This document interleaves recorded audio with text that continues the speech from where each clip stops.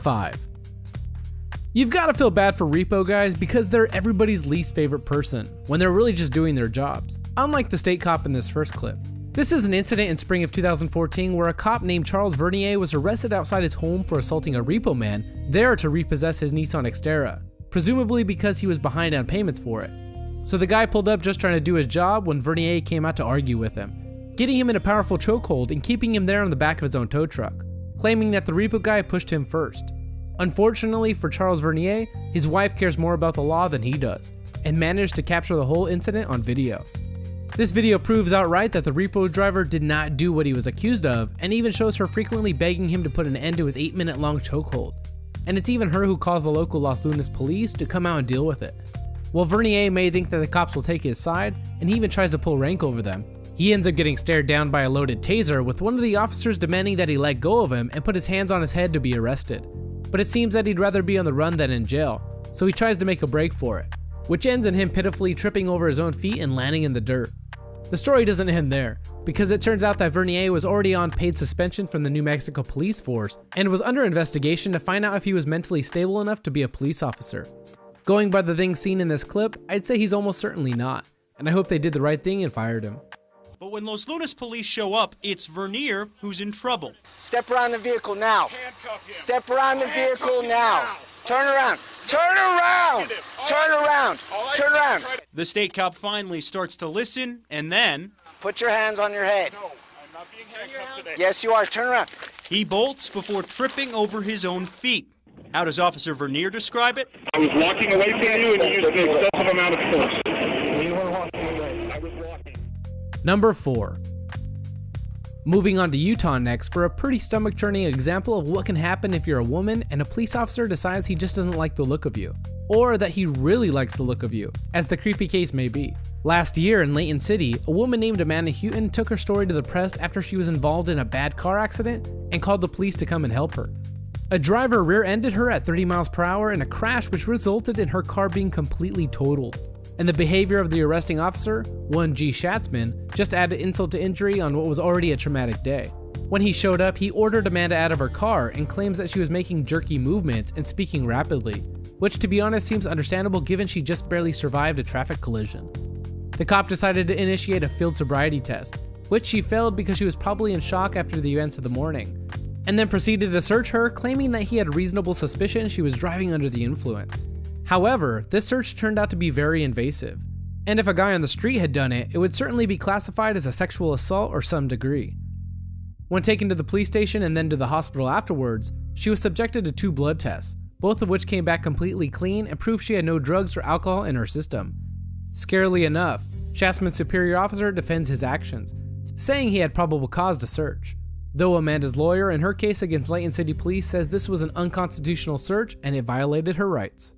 Amanda Houghton is in a traffic accident, one she didn't even cause. She had nothing to drink that day and had no medication, 0, 0, 0, 0 all the way across for everything. Not only left in disbelief, but Houghton says now left in doubt of the officers in the city she calls home.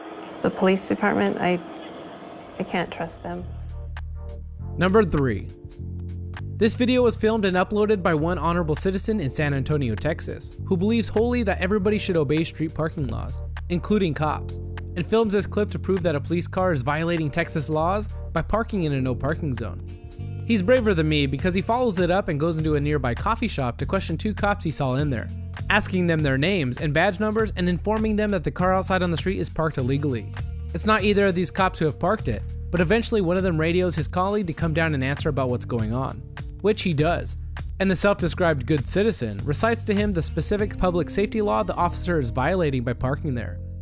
Part of me thinks he has way too much time on his hands if he can learn specific laws like that and if he can hang around town waiting for the cops to move their car, even checking up a few hours later to see that they did actually move it. Honestly, I'm surprised they didn't start arguing with him and say that they were cops and they could park wherever they want. And it seems kind of likely that they maybe just didn't realize it was a no parking zone, considering they moved as soon as he asked them. He even refuses to give them his name or ID and says he's going to be checking up with their superiors at the police station if he finds out the car didn't get moved. In a way, he's sort of like the world's most boring vigilante, and you definitely won't be seeing Parking Zone Man making a cameo appearance in the new Justice League movie. What's your name and badge number? Officer Isabel, 9536. Did you say Officer Isabel? Yes, sir.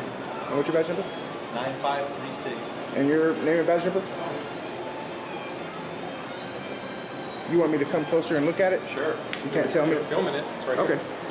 here. Good citizen. What's your badge number? 9572. All right. Sergeant Bredentes.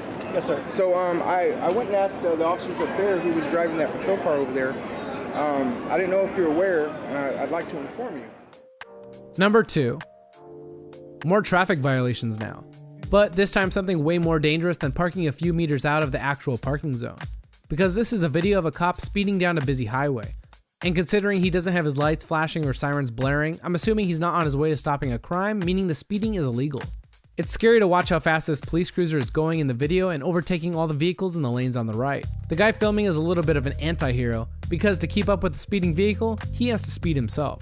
Yelling road rage fueled abuse at the cop when they start flashing their lights at him to tell him to slow down. Watching this, I'd say it's safe to say that the driver isn't a big fan of police, even calling them pigs at one point. Finally, the cop car slows down and stops and begins pursuing him instead, and he immediately pulls over in response. The officer comes over with a flashlight and asks to see the guy's license. When he asks why he's been pulled over, the cop says because he was going 79 miles per hour in a 60 zone. To which the video author argues that the cop was going 85 in a 60 zone. He starts shouting at the cop that he's putting lives in danger and that the cop works for the public. The public doesn't work for the cops, so he shouldn't be doing anything that might endanger US citizens. To be honest, even though he knows his rights, they are both in the wrong for speeding. And maybe a better way to deal with it would have been taking down the car's license and showing the local police station the video to get the officers punished that way. Props to the guy for standing up for himself though. And apparently that's against the law too. So where do you get off pulling me over for speeding when you flew past a bunch of traffic in 60 miles an hour, no lights, no siren. Listen, that's bullshit. No, listen. What's your name and badge number? What's your name and badge number? My name is Trooper Borland, WSP 370. Let's see your and let me see your ID. I will get it. No, let me see your ID now and a business card. Number 1. If someone told you they thought the cops had planted evidence to frame them of a crime, you'd probably dismiss them as being crazy and paranoid. Maybe this is what happened to Donald Andrews Jr. when he was arrested on drug charges in New York 4 years ago. But soon afterwards, evidence emerged that the police had used an undercover informant to plant evidence in his shop so that they could arrest him. Police were suspicious of Andrews because the shop sells smoking paraphernalia, though that isn't actually illegal on its own. The CCTV in the store proves outright that the informant who was sent and planted crack cocaine on the counter, and then took a photograph of it to frame him for a crime he didn't commit. To make this more outrageous, the informant should get 4 years in federal prison for possession for having those drugs to plant. People who knew Andrews and his lawyer argued that Andrews was racially profiled and was arrested by the police who didn't like or understand that a black person could have a successful business without doing something illegal, presuming that just because he was black, he must be selling drugs on the side. It's appalling behavior from the police who were hell-bent on having this man arrested for literally no reason. And luckily that David Andrews had so many cameras in his shop to prove that he had done nothing wrong. Sending an undercover informant in twice in March. The second time, Andrews' attorney, Kevin Liebrand, does play-by-play that appears to show the informant planting, then photographing crack cocaine that led to Andrews' arrest. Donald turns, he comes in, places the crack on the counter, crack which under federal sentencing guidelines would get him 4 years in jail. Under New York state law would get him 2.